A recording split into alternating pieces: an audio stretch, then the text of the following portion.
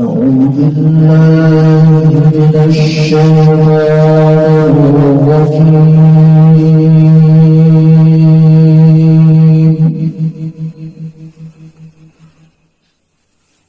بسم الله الرحمن الرحيم.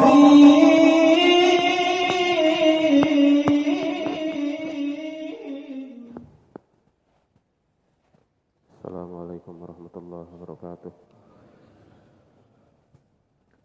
Bismillah, alhamdulillah, wassalatu wassalamu ala rasulillah Sayyidina Maulana Muhammad bin Abdullah wa ala alihi wa sahbihi wa man wala.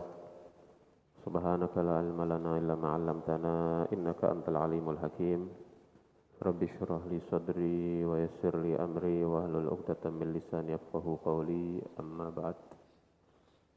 Hadirin yang dimuliakan Allah Subhanahu wa taala. Mudah-mudahan kita dalam rahmat Allah Subhanahu wa taala, selalu dalam lindungan Allah Subhanahu wa taala. Melanjutkan daripada pembahasan tentang puasa. Setelah kemarin kita bahas hal-hal yang membatalkan puasa, sekarang kita membahas masalah-masalah yang berkaitan dengan puasa.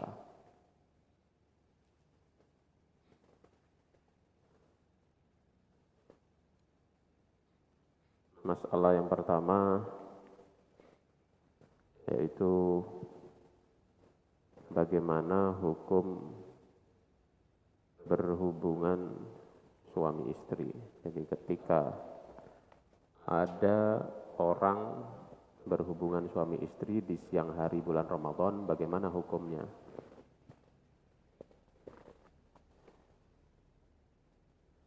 Ketika ada orang yang berhubungan suami istri di siang hari bulan Ramadan dalam keadaan amidan, sengaja, aliman, dia tahu kalau hukumnya haram, kemudian mukhtaron, tidak terpaksa. Jadi dia dalam keadaan sengaja tahu kalau hukumnya haram dan tidak dipaksa dengan kemauan sendiri. Maka hukumnya yang jelas puasanya batal. Kemudian setelah itu dia berdosa dan wajib menahan diri dari hal-hal yang membatalkan puasa sampai maghrib. Kemudian wajib mengqadha puasa dan dia wajib membayar kafarah. Jadi ketika dia melakukan hubungan suami istri di siang hari bulan Ramadan dalam keadaan sengaja dan tidak terpaksa, serta dia tahu kalau hukumnya haram, maka dia akan terkena 5 hal. Yang pertama, batal puasanya. Setelah itu dia berdosa. Kemudian juga ada takzirnya. Takzir itu dihukum dia. Dihukum, dipukulkah, dicambukkah, seperti itu. Kemudian dia wajib menahan diri dari hal-hal yang membatalkan puasa. Jadi walaupun sudah batal dia itu, dia tetap nggak boleh makan, nggak boleh minum sampai maghrib. Nggak boleh ngulang lagi, nggak boleh. Habis hubungan suami istri, wah sudah kadung batal, sudah terlanjur batal misalkan, tambah lagi, nggak boleh. Itu harus menahan sampai maghrib. Dan kemudian dia wajib mengqadha puasanya. Jadi puasa itu harus diqadha sama dia. Plus dia wajib membayar kafarah. Apa kafarahnya? Kafarahnya membebaskan budak. Kalau sekarang misalkan nggak ada budak, maka bagaimana? Jika tidak ada budak, maka wajib berpuasa 2 bulan berturut-turut tanpa putus. Di 2 bulan berturut-turut tanpa putus itu.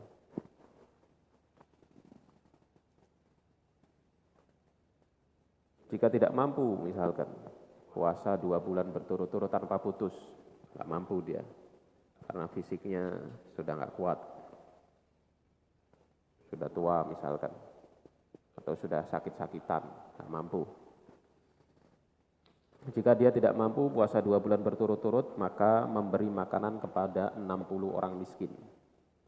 60 orang miskin, setiap orang 1 mud atau 7 on. Setiap orang diberi 1 mud atau 7 on. Cari 60 orang miskin. Setiap orangnya kasih 7 on, 7 on, 7 on. Seperti itu. Itu kafarahnya. Kemudian yang wajib mengeluarkan kafarah adalah laki-laki. Kalau perempuannya enggak. Yang wajib mengeluarkan kafarah ini hanya laki-laki. Kalau perempuan enggak wajib. Ya tetap batal tapi puasanya. Puasanya tetap batal. Tetap dosa juga perempuannya. Batal. Kemudian wajib dikodok juga puasanya. Kafaroh dia nggak wajib. Wajib imsak sama. Jadi ketika terjadi hal itu, yaitu berhubungan suami istri di siang hari bulan Ramadan, maka batal laki perempuan semua. Kemudian dosa semuanya. Wajib kodok semuanya. Wajib imsak sampai maghrib. Untuk kafarohnya hanya suaminya yang wajib bayar. Lakinya aja. Perempuan nggak wajib membayar kafaroh. Seperti itu. Kemudian masalah yang kedua, bagaimana hukum menelan dahak? Dahak ya. Kalau ada dahak, bagaimana hukumnya? Jika telah mencapai batas luar tenggorokan, maka haram menelan dan membatalkan puasa. Jika sudah sampai batas luar itu kho.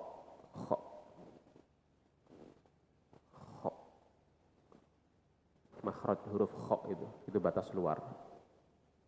Jadi kalau dahaknya sudah sampai kho, jangan ditelan. Kalau ditelan batal. Kalau sudah sampai huruf kho, langsung dibuang, diludahkan. Nah, itu.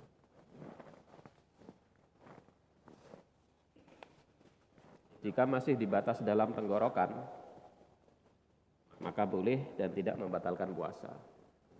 Batas dalam itu huruf ha, makhrajul ha. Makhrajnya huruf ha itu batas dalam. Kalau masih di huruf ha, itunya apa? Dahaknya itu ditelan nggak apa-apa. Nggak usah dipaksa ya. Apalagi kalau masih di dalam-dalam gini, nggak usah gini, nggak usah. Puasa cap apa itu? Dipaksakan keluar, nggak usah ya.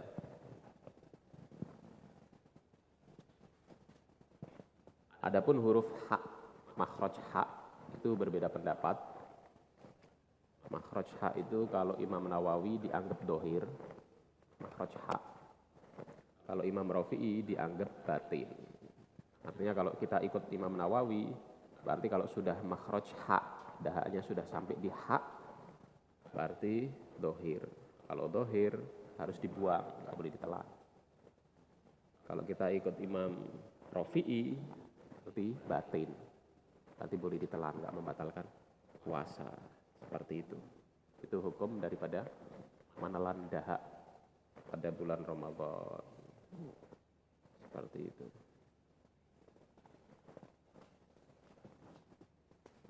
Yang terakhir, masalah yang ketiga,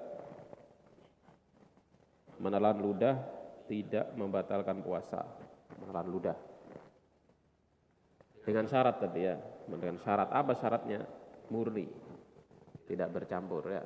Nggak bercampur sirup ABC. Kalau bercampur, ditelan nggak boleh. Murni. Suci. Kalau najis nggak boleh ditelan. Seperti apa najis? Ada misalkan gusinya berdarah, jadi bercampur darah. Atau habis muntah. Itu ludahnya nggak boleh ditelan karena najis. Yang ketiga berasal dari sumbernya, yaitu area lidah dan mulut. Itu berasal dari sumbernya. Kalau menelan ludah yang berada pada bibir, itu bisa membatalkan puasa karena sudah di luar. Kalau di bibir gini, ada ludah, ditelan, itu berarti membatalkan puasa karena sudah di luar ini. Kalau masih di dalam, di lidah, atau di dalam mulut sini, ditelan nggak apa-apa. Dengan syarat tadi kan murni dan tidak najis. Seperti itu. Jadi kalau misalkan ada orang ngiler ya, kemudian diseruput, itu membatalkan puasa kalau memang dia sengaja ya. Kalau memang dia dalam keadaan sengaja. Tapi kalau dia nggak sengaja nggak. Seperti itu. Wallahu a'lam. Mudah-mudahan bermanfaat. Insyaallah kita akan teruskan besok.